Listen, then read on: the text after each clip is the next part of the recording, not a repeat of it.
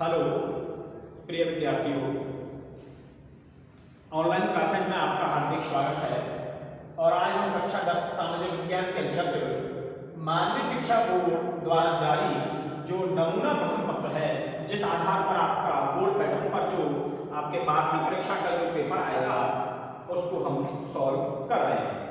तो हमने पिछली वीडियो में आपने देखा, मैंने आपको खंड 8 के अंतर्गत वस्तुनिष्ठ प्रश्न 1 के अंतर्गत में जो 12 वस्तुनिष्ठ जो प्रश्न आएंगे उनको मैंने आपको सॉल्व करा दिया था, बता दिया था। और प्रश्न 2 के अंतर्गत जो 6 रेगिस्तान वाले जो प्रश्न आएंगे उनको मैंने आपको बता दिया था। अब हम बात कर रहे हैं खंड 8 के तहत प्रश्न जो 3 है, जिसके अंतर्गत में 12 अति लघु प्रश्न जो आएंगे।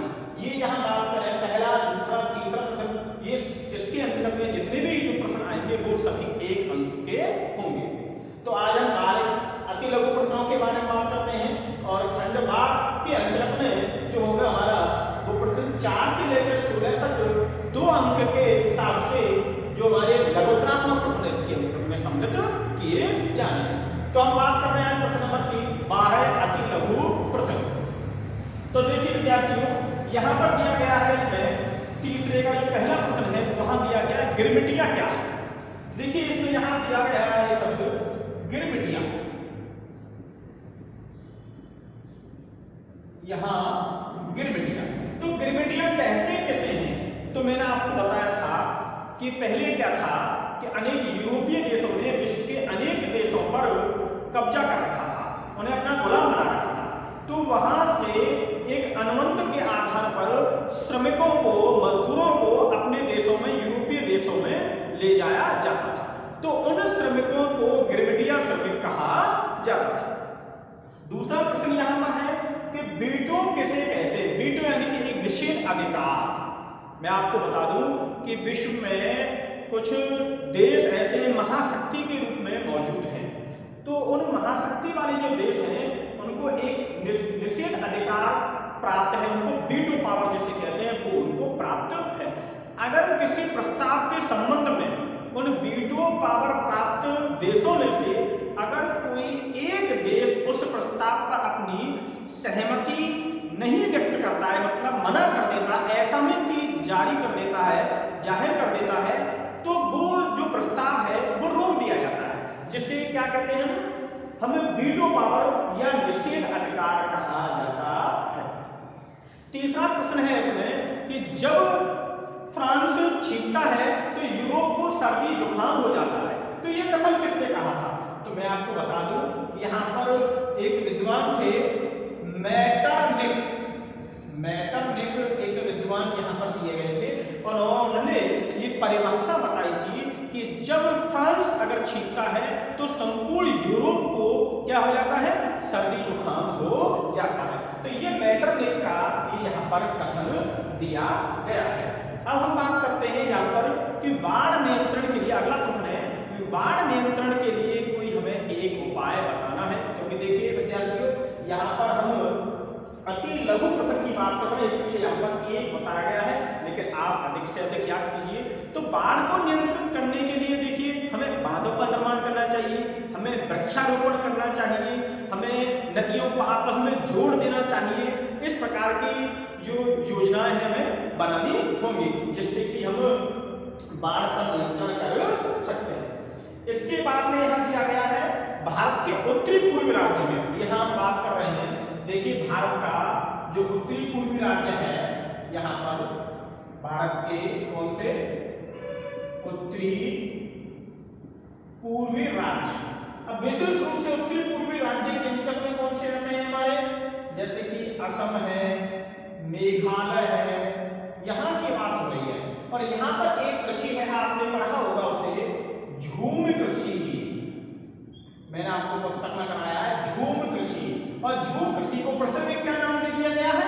कर्तन व दहन कृषि, स्लेश एंड बर्न कृषि, स्थानांतरित कृषि, स्थानांतरित कृषि, ट्रांसफॉर्मिंग कृषि, इसे जनजातीय कृषि, इसे मैक्सिको में मिल्पा, वियतनाम में रे, हमारे श्रीलंका में चेन्ना, आंध्र प्रदेश में पोटू और हिमालय क्षेत्र में खिल इत्यादि इत्यादि नामों से इसको जाना जाता है। तो हमें ध्यान रखना ये हमारा असम और मेघालय क्षेत्र में कौन सा है हमारा झूम को क्या कहते हैं, झूमिंग कहते हैं। इस कृषि के अंतर्गत में क्या है कि जो जनजातीय लोग हैं वो पहाड़ी पर्वतीय क्षेत्रों पर जाकर के जंगलों को सर्वप्रथम काट देते हैं, काटने के बाद में उसको जला देते हैं और जलाने के बाद हाथों से छिटक करके बीजों को बो देते हैं। अब चूंकि इस कृषि में सबसे पहले क्या किया जाता है कि इसमें जंगलों को काटा जाता है और जलाया जाता है, इसीलिए इसे कर्तव्य दहन कृषि कहा जाता है।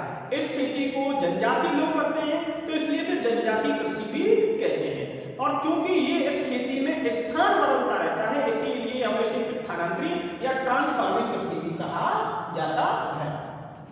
तो यहाँ पर ये महत्वपूर्ण क्वेश्चन है, निश्चित रूप को आपको इस कृषि में से एक प्रश्न आपको देखने के लिए मिलेगा। तो आपको इस कृषि के जो उपनाम है, स्थानीय नाम है, राजस्थान में कृषि को बाबरा के नाम से जाना जाता है, तो आपको इस कृषि के उपनामों को ढंग से याद कर लेना है क्योंकि निश्चित रूप से आपको इसमें से एक प्रश्न जरूर देखने के लिए मिलेगा। इसके बाद में दिया गया है कि हमें एक रेशे वाली फसल का नाम बताना है।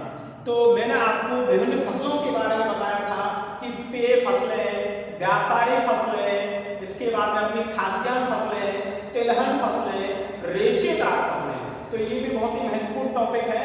तो यहाँ पर देखिए इसमें रेशे वाली फसल की बात की जा रही है। तो रेशे वाली फसल के अंतर्गत मुख्य रूप से आती है हमारी कपास। कपास का जो रेशा होता है उससे पहले बनाया जाता है धागा और धागे से फिर क्या बनाया जाता है कपड़ा और कपड़े से क्या बनाया जाता है वस्त्र।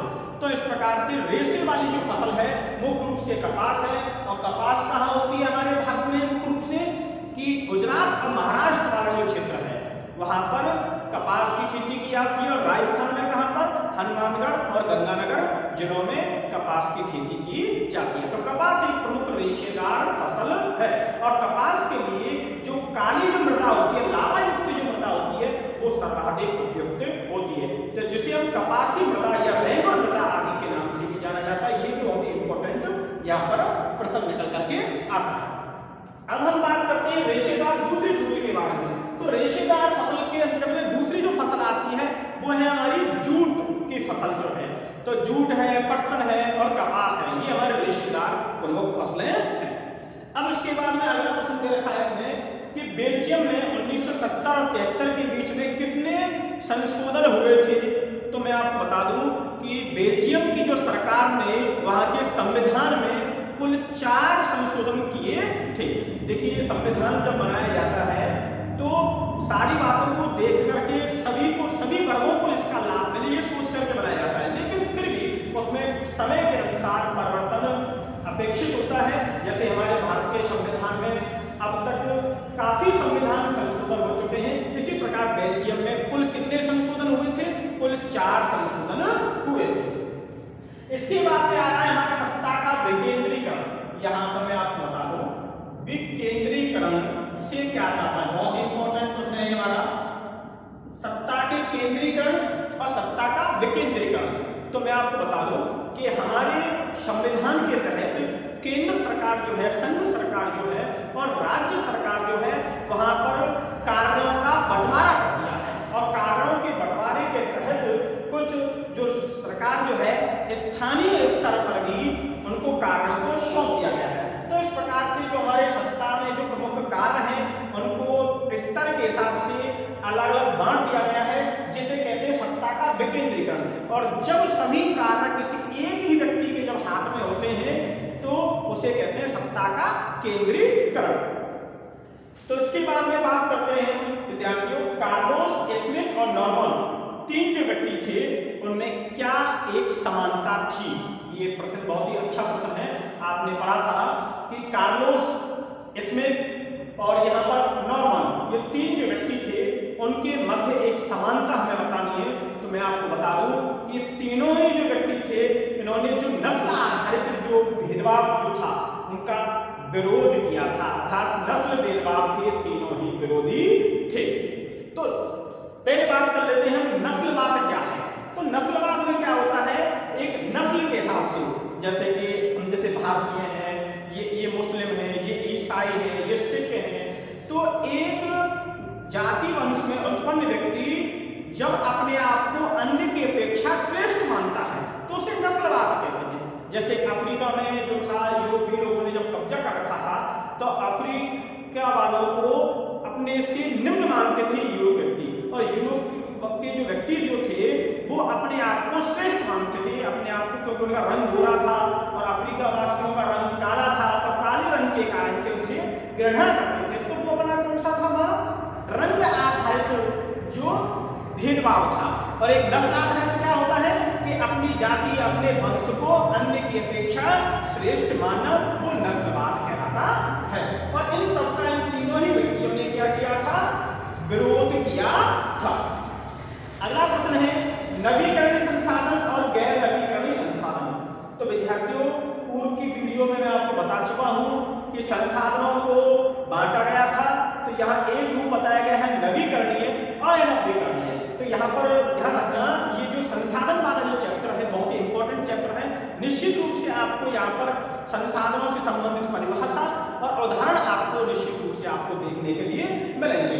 तो मैं आपको बताऊं इसमें कि नवीकरणीय संसाधन, नवीकरणीय संसाधन के अंतर्गत में वे संसाधन आते हैं जिनका एक बार इस्तेमाल या उपयोग करने के बाद में उन्हें पुनः बनाया जा सकता है, अर्थात वो कभी भी समाप्त नहीं हो सकते हैं। तो नवीकरणीय संसाधन के अंतर्गत में हमारे जो अपरंपरागत जो ऊर्जा के जो साधन है वो आते हैं, जैसे कि हमारी सौर ऊर्जा है, पवन ऊर्जा है, भूतापीय ऊर्जा है। तो ये क्या है हमारे कि इनको समाप्त होने पर पुनः बनाया जा सकता है, इसीलिए उनको नवीकरणीय, नव्यकरणीय आदि नामों से भी जाना जाता है। अब चूंकि ये साधन हमारे समाप्त होने वाले नहीं है, क्योंकि इनको हम बना सकते हैं बार बार, तो इन्हें हम असीमित संसाधन भी कहते हैं। अब बात करते हैं अनव्यकरणीय संसाधनों के बारे में। तो अनव्यकरणीय संसाधन वे संसाधन हैं जिनको एक बार प्रयोग में लेने पर उन्हें पुनः काम में नहीं लिया जा सकता, यानी एक बार काम में लेने पर वो समाप्त हो जाते हैं। जैसे कि हमारे जीवाश्म ईंधन है, पेट्रोल है, डीजल है, कोयला है, लकड़ी है, उपले हैं अपने, इनको अगर एक बार में हम काम ले लेते हैं तो वो समाप्त हो जाते हैं, उन्हें पुनः बनाया नहीं जा सकता है। तो इस प्रकार के हमारे ऊर्जा के जो साधन हैं उनको दो भागों में बांटा गया है। आज के लिए इतना ही विद्यार्थियों, धन्यवाद।